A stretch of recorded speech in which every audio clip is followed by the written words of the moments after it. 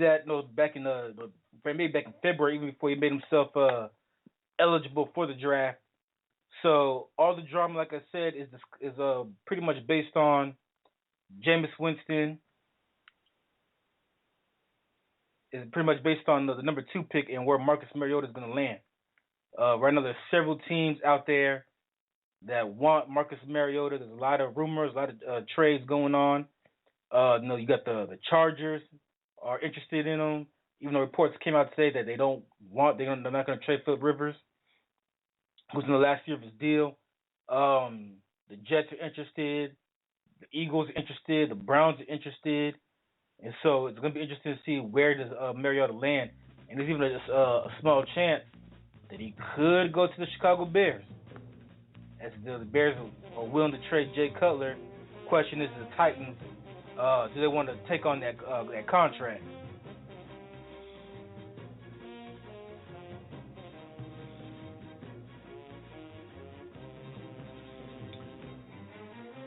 So here's my take a look at my these are my predictions right now. So like I said, at number 1, without a shadow of a doubt, Tampa Bay Buccaneers are going to take Jameis Winston. I'd be shocked if they don't take Winston. I think they're going to take Winston for a number of reasons. A lot of people, even though John Gruden seems to disagree, John Gruden feels like Marcus Mariota is probably the best quarterback in the draft. But a lot of people feel like Jameis Winston is the best quarterback in the draft. Not only that, but with Jameis Winston, he went to Florida State. Florida State campus is not that far from Tampa, so that alone, he's kind of like the hometown product. And so, from a marketing standpoint, it's easier if you're the Buccaneers to sell Jameis Winston to the fans instead of. I think it'd be easier to sell Jameis Winston to the fans instead of taking Mariota or something like that, who has no Florida connections whatsoever.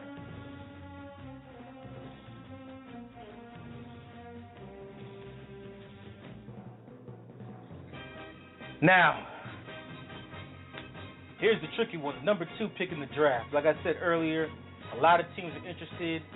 The latest reports look like Cleveland might be the front runner to actually make a trade with Tennessee for that number 2 pick, only because Cleveland has 2 first-round draft picks in this draft. They have the number 12 and number 14 picks, so they can use that to their advantage. Not only that, I say that Cleveland has the 12th and the 19th pick. Sorry. Yeah, so Cleveland could trade both the 12th and the 19th pick to Tennessee and try to move up to number 2. And also, but the thing I hear is that the Titans, they want a quarterback. They want a veteran quarterback in the deal because Ken Whisenhunt doesn't really want a rookie quarterback. From what I've read and heard, he loves Zach Mettenberger. And so I think the ideal situation for Tennessee would to have a veteran quarterback come in, have Zach Mettenberger sit for a couple years, and then Zach Mettenberger will eventually come over and take over. Now, with that being said, I have a feeling that a trade will not go down because I feel like if a trade was going to happen, it would have happened by now. And so far, here we are, just a few hours before the draft, and the trade still has not happened yet. So, with that being said, I think Tennessee Titans will stay at number 2. I think that they're going to take Leonard Williams from USC because Tennessee, they do need help on defense. Matter of fact, when you go 2-14, you need help everywhere. But I do have them picking Leonard Williams at number 2.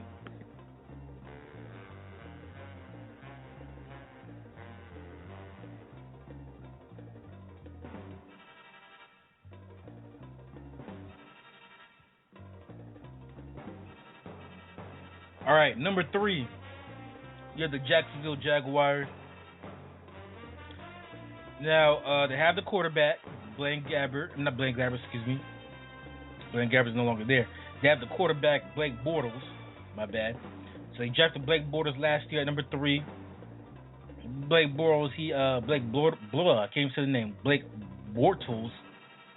He had an okay rookie season. Wasn't that much talent around him, but you could see the potential there. And I do think that Blake Bortles does have a bright future in the NFL. and it's possible that he could become the next Ben Roethlisberger, which a lot of people think he could be. But with that being said, I think they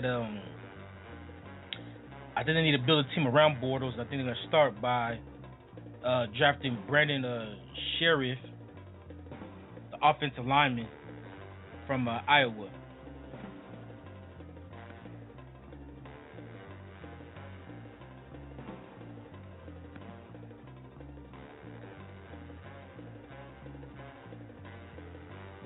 So I haven't got him Brandon Sheriff. I think they're gonna take him number 3 overall, build that offensive line, and get Blake Bortles some protection up front. And if they can get Justin Blackman, then again, though, he hasn't really played in the last 3 years because suspensions. But if he can get his head straight and they can draft him, you never know. He can be a huge talent at wide receiver for that team. Plus at tight end, they got Julius Thomas, so the weapons are there. They also need a running back too, but I think they can get that in the second round. I think they're gonna take that left tackle, number 3 overall.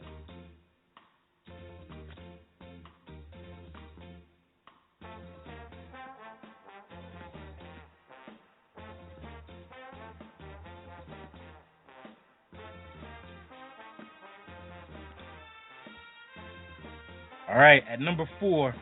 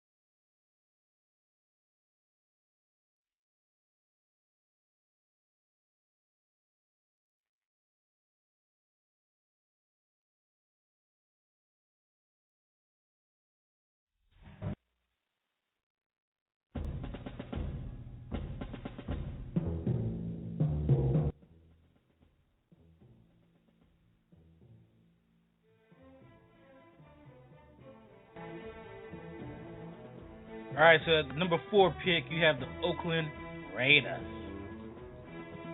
And Oakland Raiders, just kind of like Jacksonville last year, they drafted their quarterback and David Carr. They added some wide receiver talent this year, signing Michael Crabtree. Also have James Jones, who led the team in receptions last year. They also improved the running back position, depending on how you look at it, by signing Trent Richardson. They also had what's his name? Murphy. Can't think of his first name right now. I think Lontavius Murphy. He was a good rookie running back for him last year before he got hurt. The Raiders might take another running back in the draft. You never know. But I think what they do need to surround David Carr with some more talent, especially in the outside. They need either a tight end or a wide receiver. I see them taking a wide receiver at number 4, and I have Oakland Raiders taking Alabama wide receiver Amari Cooper, 4th overall.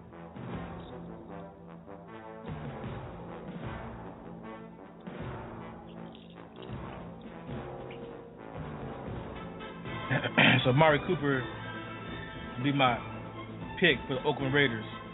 And I think a lot of people have him going number 4 too to Oakland. And I think it'll help that receiving core out very much too. So, as Amari Cooper was a great talent out there in Alabama for Nick Saban.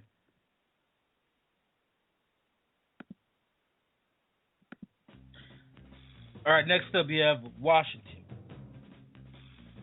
Washington.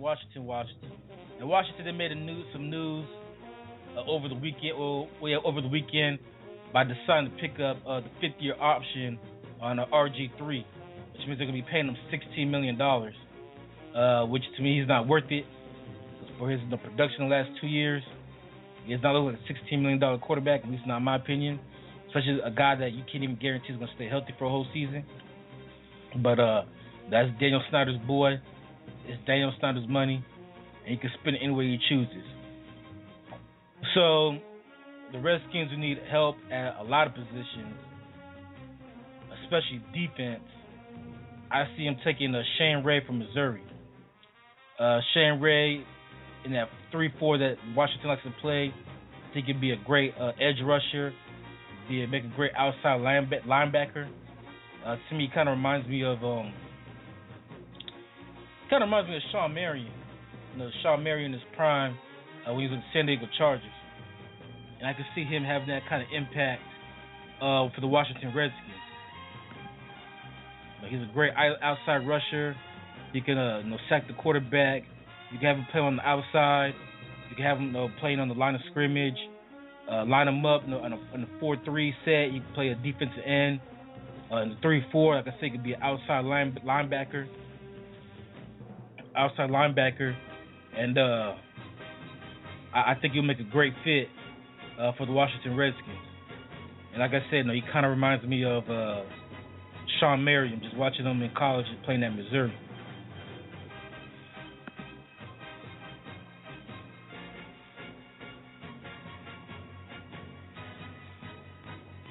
Even though Shane Ray does have some off the field issues, he did get a marijuana citation as recently as yesterday, which is not good for especially going ahead into the draft. But I do think that the Redskins will take a number 5 overall. Like I said, Redskins will play a 3-4 defense. I think he'll make a perfect outside linebacker for that Washington Redskins team.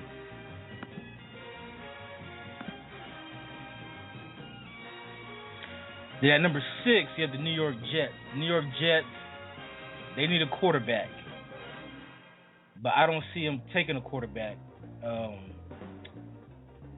I see them. Well, it's the New York Jets. Okay, the New York Jets need a quarterback, and I'm saying this because it depends on what happens.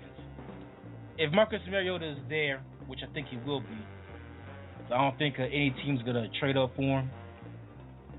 But if he's there, I think that they'll take Mariota. If he's not, I think they take that line. I think they take Dante Flower out of Florida. I think they take Dante Flower out of Florida. Dante Flower, just like with Shane Ray, I think he'll make a great outside linebacker. Just like with Ray, Dante Flower, depending on what you play, you can line up in different formations. If you play a 4-3, he'll make a great edge rusher on the defensive line. You can play DE, defensive end. If you play a 3-4, you can line him up at outside linebacker, and he can still be a great edge rusher there. So he's a very versatile player. And I think Shane Ray will go to the Redskins at 5. I think Dante Flower will go to the Jets at 6. So I think they both pretty much similar. I think Shane Ray has a little more talent than Flower, but I think Dante Flower will go number 6 to the Jets. I think he'll help that team a lot. He'll give them a pass rush that they lacked last year. Now, as far as for Marcus Mariota, like I said, he can go to a plethora of places. A lot of teams want him. A lot of teams looking to trade up for him. I still have a feeling that he'll go to the Chicago Bears.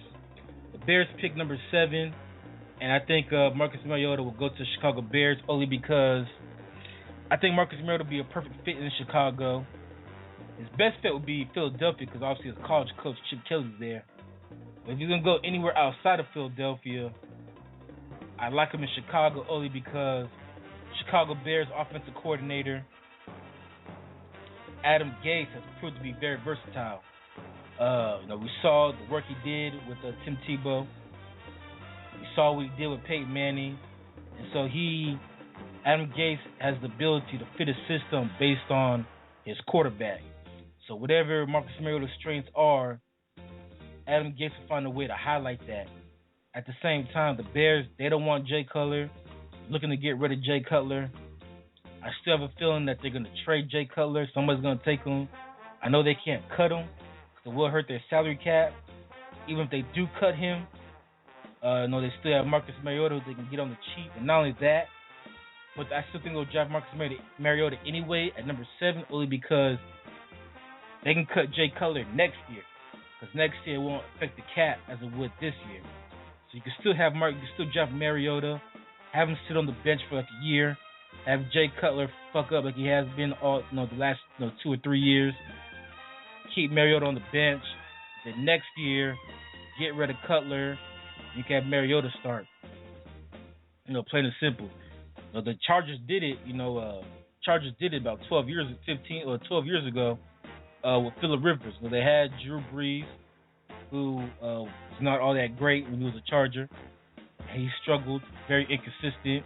They drafted Phillip Rivers. They had Drew Brees, start for about a year or two, and then when Drew Brees was a free agent, they let him walk, go to New Orleans, and then they just stepped Phillip Rivers right in. I think Chicago could easily do the same thing with Jay Cutler and Marcus Mariota. So I have Marcus Mariota going number 7 to the Chicago Bears.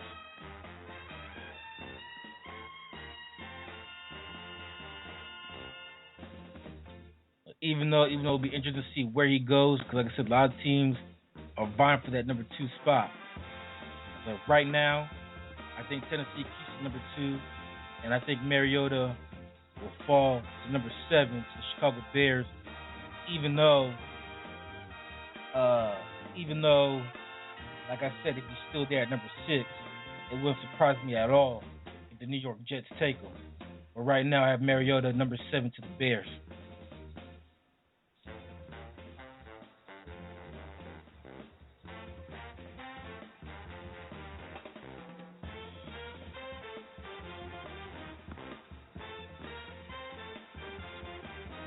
All right, number 8, the Atlanta Falcons. Falcons, they're another team that needs help on defense. Atlanta had by far the worst defense in the NFL last year. Offensively, they're stacked. Defensively is where they need help. And so because of that, I have them taking Trey Wayne out of Michigan State, cornerback out of Michigan State. I think it will really help that secondary. Even though John Gruden's not all that high on him. And a lot of people think that the Falcons are going to take Vic Beasley. But I can see the Falcons taking Trey Waynes at number 8 and help out that secondary. Even though number 8 might be too high for him, but I have him going 8 to Atlanta. As far as Vic Beasley's going, I have him going number 9 to the New York Giants. Giants, another team where if everybody can stay healthy, offensively, I think they're stacked. Eli Manning last year had one of the best seasons of his career. The problem for the Giants last year was on defense. So I think Vic Beasley, the linebacker out of Clemson, I think he can help that defense a lot. And I think it would be a perfect fit for the New York Giants. Now, number 10 for the St. Louis Rams. I'm not even sure if this is even a good pick anymore. Originally, I had the Rams taking Jalen Collins, the corner from LSU. So I thought that he'd be a great fit for St. Louis, help out that secondary. I still think the Rams are maybe a player or two, a quarterback away from making the playoffs. And I think they might have that quarterback in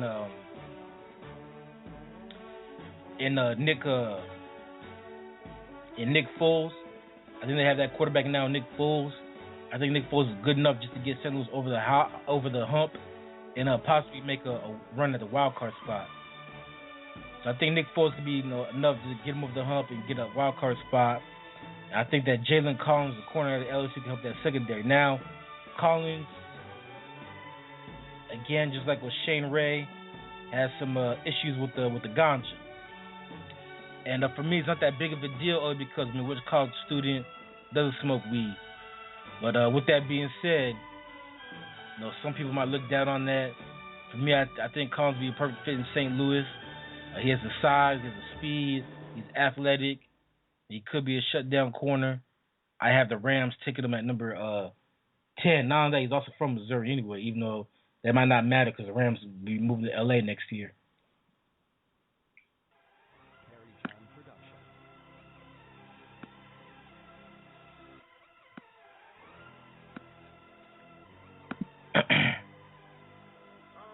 All right, at number 11, I have Minnesota taking Todd Gurley, running back out of Georgia. And I always want to have the Vikings taking Gurley because even though they do need help on defense, especially that secondary, they also need help at the offensive line to help protect Teddy Bridgewater. But I haven't taken Todd Gurley because the whole Adrian Peterson situation is still up in the air. And depending on what happens with Adrian Peterson, I can see Minnesota taking a running back at that spot at number 11. And it wouldn't surprise me if they take a Gurley. So that's one other reason for taking Gurley anyways, because of the Adrian Peterson situation and how that may or may not play out.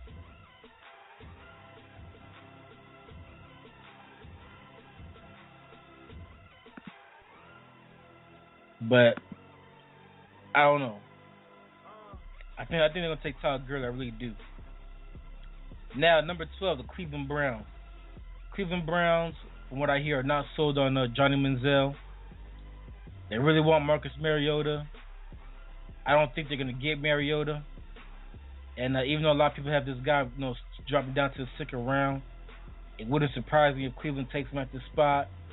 But at number 12, I got Cleveland taking Brett Hundley.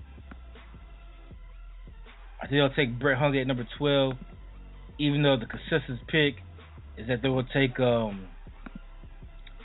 Danny Shelton, the defensive tackle from Washington. But at number 12, I got him taking Brett Hundley.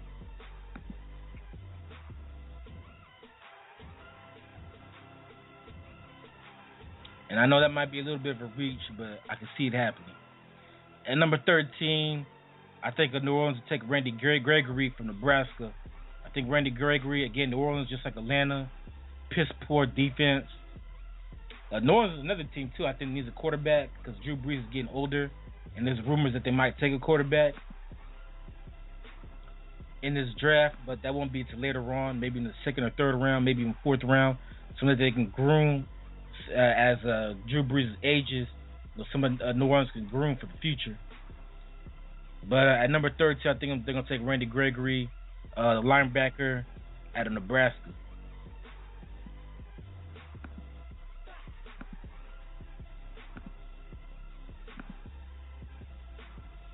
Because I think that he's a speed outside, he's a speed rusher, so if you're playing that dome, it could help. And again, Gregory, another problem is that he's another one that had a problem with the ganja, which could also be a negative, a red flag for a lot of these teams. All right, number 14, we go to the Miami Dolphins. And at Miami Dolphins at number 14, I got them taking Andrews Pete, offensive lineman, left tackle from Stanford. And Miami, they need help at the offensive line. I think Ryan Tannehill took a lot of steps last year. As he continues to get better and continue to grow. And what they need to do is they need to surround him with more talent and protect him. And so they added Greg Jennings for the wide receiver. I think they're going to draft the offensive lineman and solidify that left tackle spot because I think Miami, in my opinion, is one of the worst offensive lines in the NFL as they can't even run the ball to save their lives. So I think Andrews Pete is going to go number 14 to the Miami Dolphins. 15, you have the San Francisco 49ers. And at 15, I think the 49ers are going to take Eric Armstead from Florida State. I think Armstead will be a help as a defensive end. This is a team that needs help on the defensive line. I didn't hear about defense in general. They lost a lot of players to retirement, free agency, especially with Justin Smith retiring. I think he'll make a nice replacement for Justin Smith, and I have them taking Eric Armstead from Florida State. I think the 49ers will take him. I think he'll make a perfect fit in San Francisco. And I think with their head coach Jim Tom Sewell, defensive line coach, I think he can mold him, help him out a lot. And I think he'll be a great fit in San Francisco.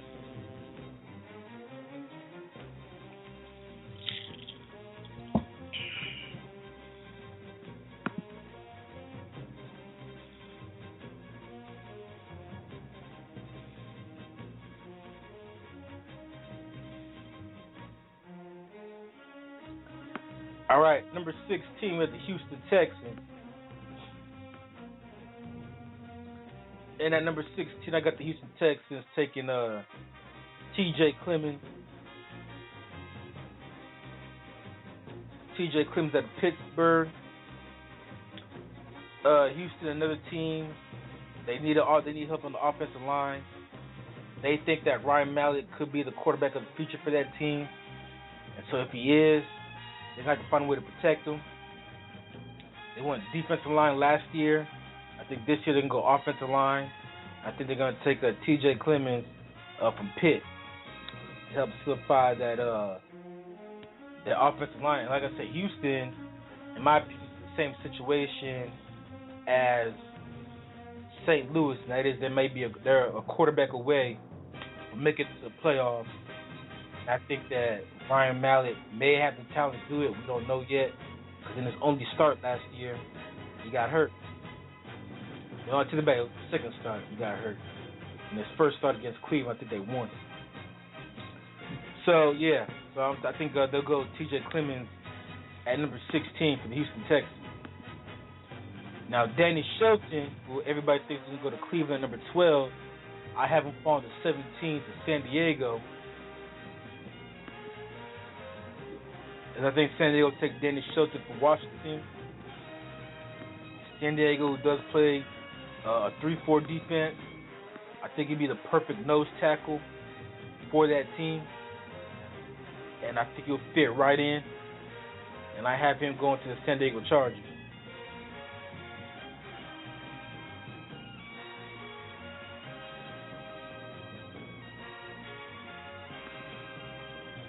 San Diego Chargers, even though San Diego Chargers, just like a lot of teams, it's up in the air because it all depends what they do with Phillip Rivers.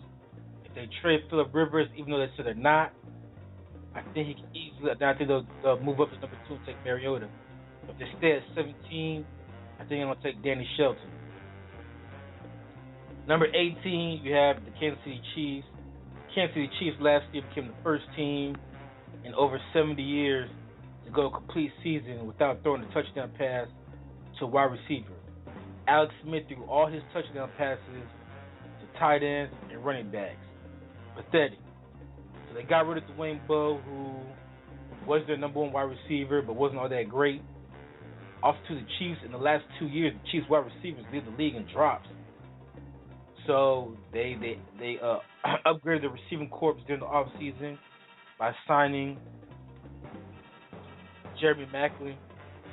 That upgrades the wide receiver corps. I think I'm going to take another wide receiver. I think I'm going to take Kevin White out of West Virginia. He's a nice, tall wide receiver, 6'3".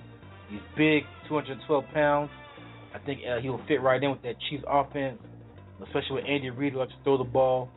So you have Jeremy Maclin on one side, Kevin White on the other. I think that significantly improves that Kansas City wide receiver corps. And I have Kevin White going to the Kansas City Chiefs at number 18.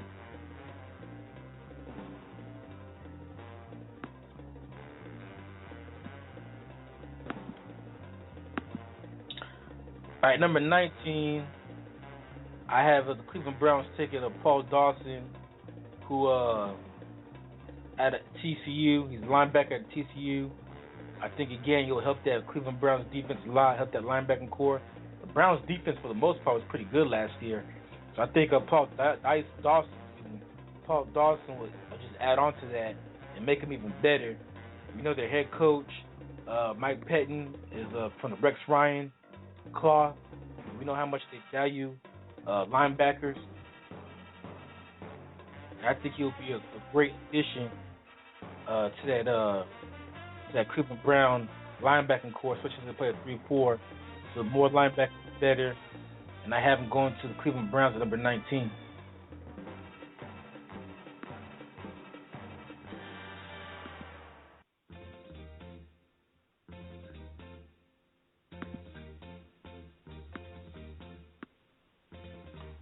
All right, number 20, Philadelphia Eagles. Eagles are one of the teams that are in the Marcus Mariota sweepstakes. Like I said, I have a feeling that Mariota's going to go to the Chicago Bears at number 7. I have Landon Collins going to the Philadelphia Eagles at number 20. The Eagles need help in that secondary. The Eagles, who led the NFL last year in sacks, their secondary was garbage. They helped their secondary during the offseason by signing Byron Maxwell. I think it helped improve the secondary even more by drafting Landon Collins, a strong safety out of Alabama. He's a hard-hitting safety as well. To improve that piss poor Philadelphia Eagles secondary. I think he'd be a great addition to that Eagles team. So I have the Eagles taking Landon Collins at number 20.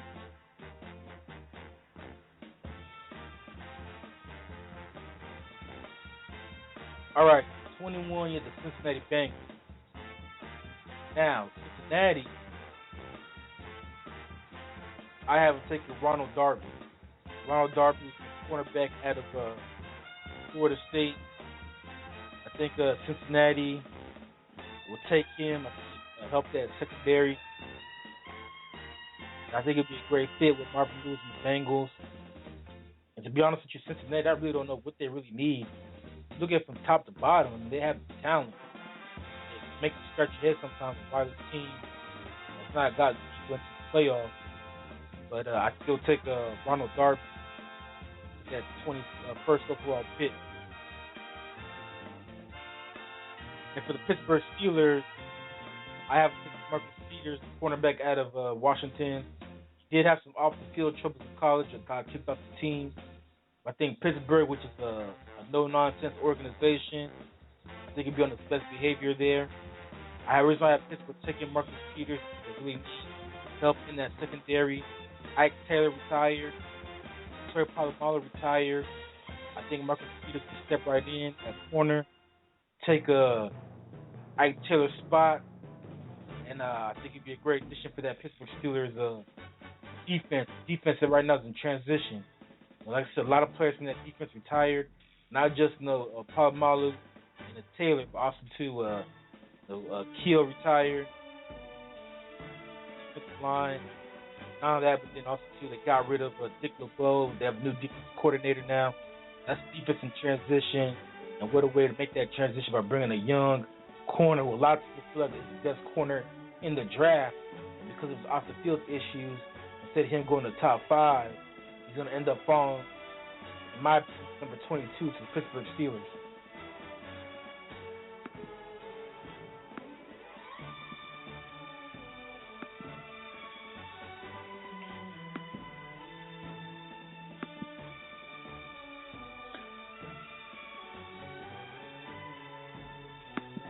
All right, number 23, we have the Detroit Lions.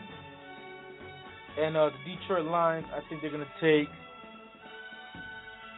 Kevin Johnson, cornerback out of Wake Forest. Again, Detroit, they got a lot of talent to make a Super Bowl run, in my opinion. Even though them losing to Ndamukong Suh, it's not going to help them at all. But I do think that they do need help in the secondary. I think Kevin Johnson would be the perfect man for them to help them out with that. I have Detroit taking Kevin Johnson with that number 23 pick. And if Nick Fairley can stay healthy, he could take Suh's place in that defensive line. But I think Detroit, they're gonna look corner to help improve that secondary that pretty much got lit up in that playoff game against Dallas. And so I'm taking Kevin Johnson. I think Kevin Johnson will go number 23 overall to the Detroit Lions. All right, and at number 24, we have the Arizona Cardinals. And for Arizona, I see them taking Shaq Thompson, from University of Washington, UW. I think Shaq Thompson, he's a linebacker. He's a linebacker and a running back. But I think he's going to be drafted more so for his linebacker abilities than running back. I think he's going to be a linebacker in the NFL. But I see him going to Arizona. Arizona, they need help in that linebacker core, especially with Jonathan Abraham. I think he retired, if I'm not mistaken. But either way, he's aging. Even if he's playing this year, he's aging.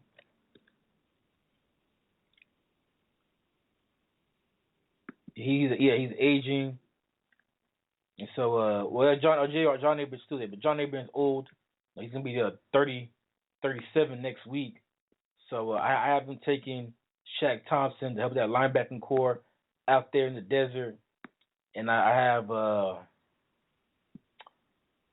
have Arizona taking Shaq Thompson. I think Shaq Thompson will fall to number 24 to the Arizona Cardinals.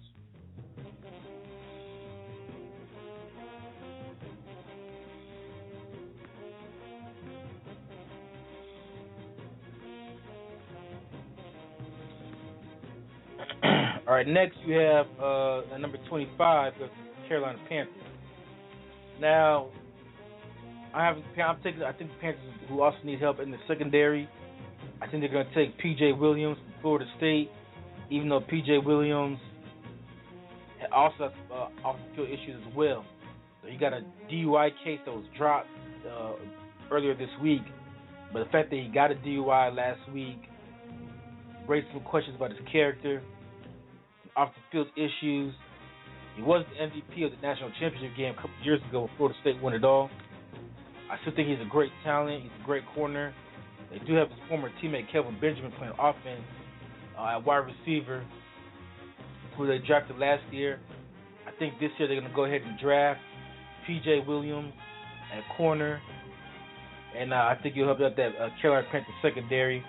I think they have a strong leadership down there in Carolina that'll get him in the right place, get his mindset right. Again, he made a mistake. He got arrested for DUI, even though authorities dropped the charges. So I don't know, what's there or not, but I still think that he's a great player, great corner, and I think the Panthers will take him at 25.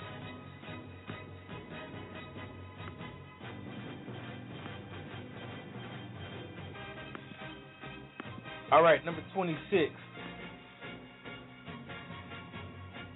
At number 26, you have the Baltimore Ravens selecting at number 26. And at number 26, you have the Baltimore Ravens, again, who needs help on the offensive line. I have them taking DJ Humphries from the University of Florida.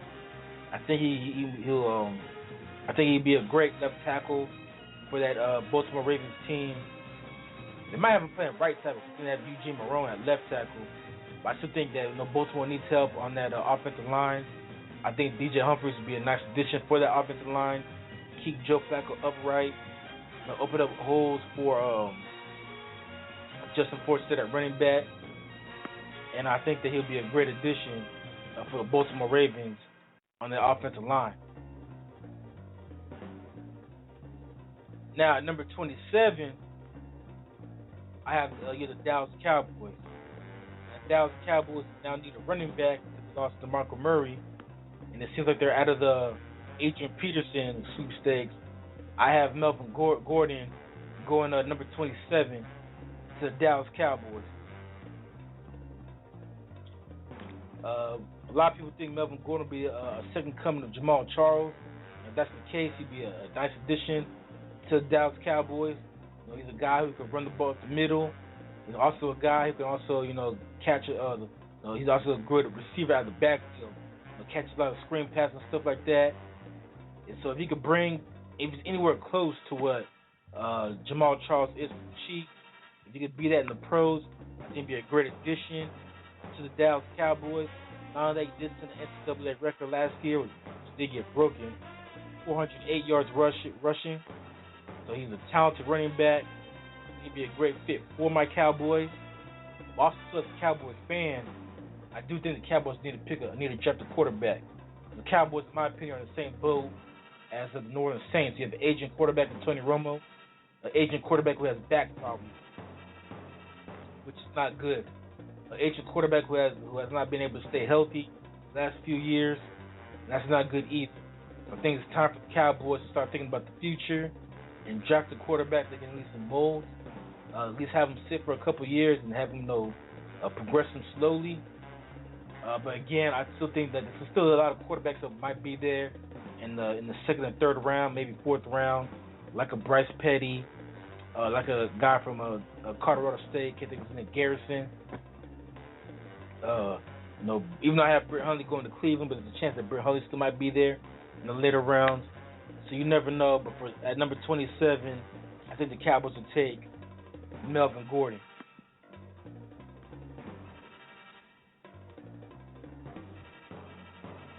All right, number 28 is the Denver Broncos.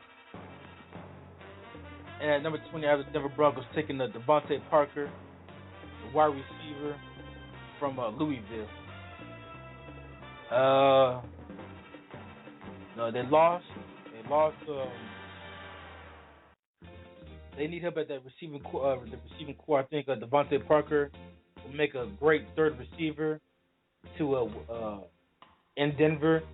They lost Wes Welker. Demarius Thomas is playing on a one-year deal. They do have Emmanuel Sanders.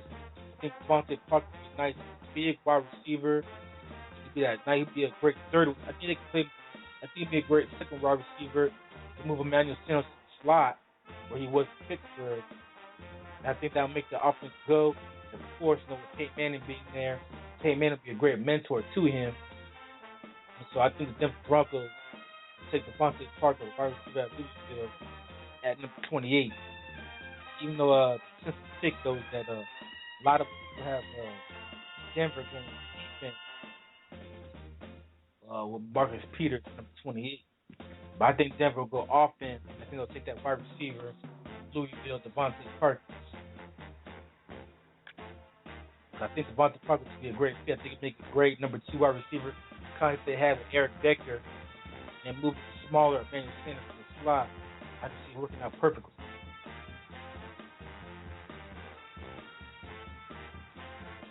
Then at number 29 is Indianapolis Colts. And I have Indianapolis Colts taking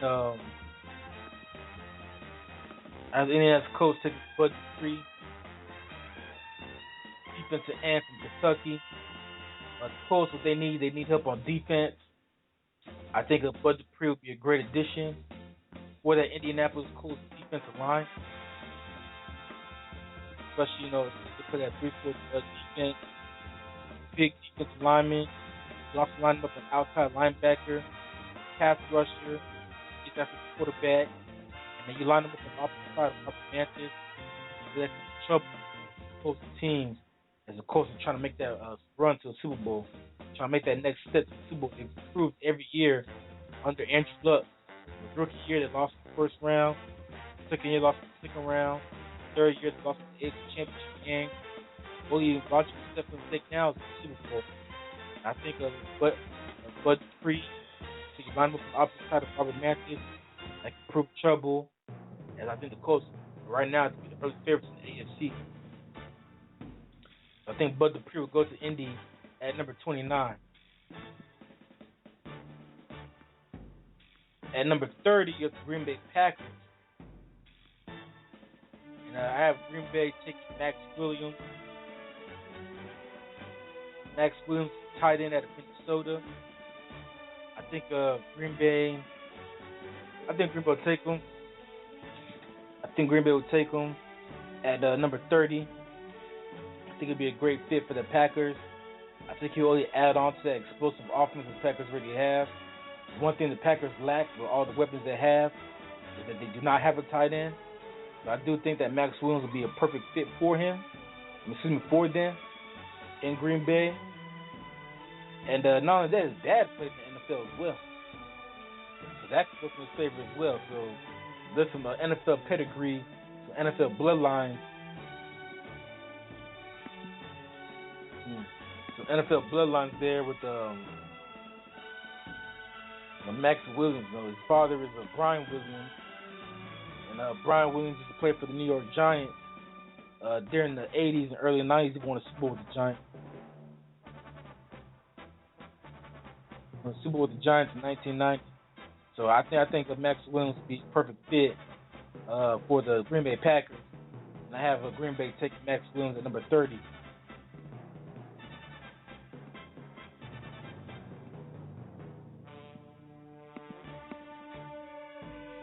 All right, 31, you have the New Orleans Saints. The New Orleans Saints, they got this pick. They made the trade for Jimmy Graham earlier this year.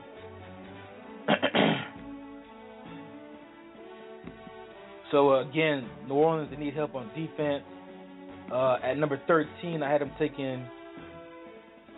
At number 13, I took linebacker Randy Gregory at 13. At 31, I see them taking a corner, Charles Gaines from Louisville. I think it will help out that secondary, so you got to take a linebacker and a corner to help solidify that defense. That's where they need the majority of their help. I think with 2 first-round draft picks, they can really help their defense a lot in this draft. So I have them taking Charles Gaines at the University of Louisville. And last but not least, at number 32, you have the Super Bowl champions, the New England Patriots.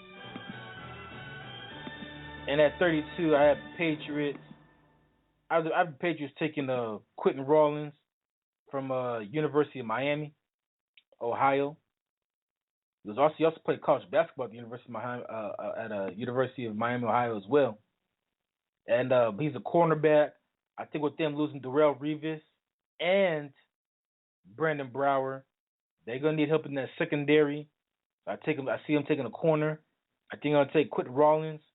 Again, he went to a small school, Miami of Ohio, but he's athletic. He's a speedster. He's a 2-sport star in college. Like I said, he played football and basketball.